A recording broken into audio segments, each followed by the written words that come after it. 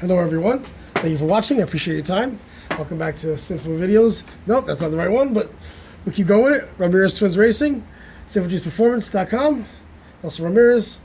So we are back with the 1999 Jeep Grand Cherokee Laredo. It is a V8.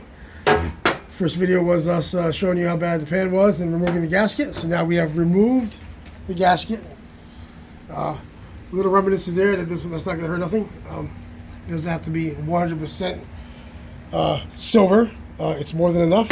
So the next step is you take your rag, take your brake cleaner, parts cleaner, whatever. You wipe it down one more time. Anything that has to do with gaskets or silicone and stuff like that, it has to be cleaned.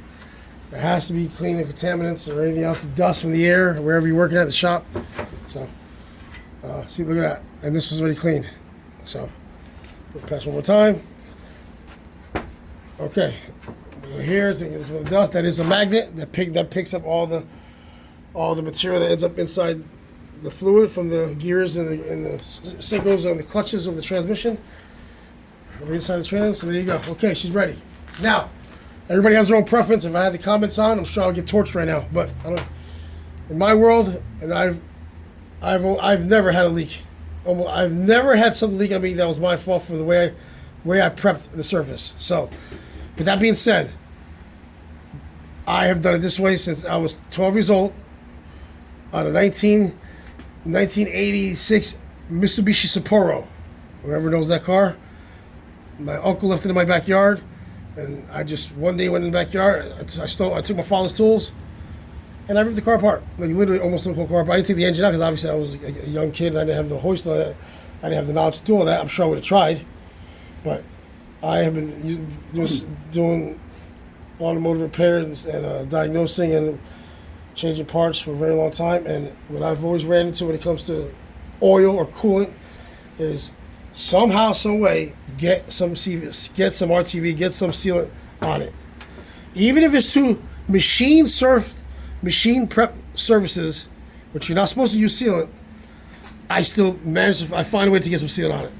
And it has always worked all my career because that's just the way, I wasn't taught that way. I was just told over the years through different people that you want to get some sealant as much as you can, anywhere you can, when it comes to two surfaces that there's going to be oil liquid in between.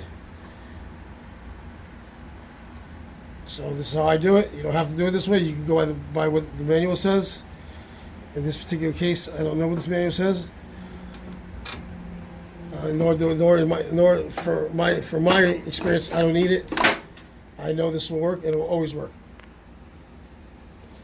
Now it's not a Tesla. We get it. So, either way, so there's your gasket. You make sure it's the right way, kind of, from the beginning. Your angles, there's a little hop up there, so that matches. Like this, like so.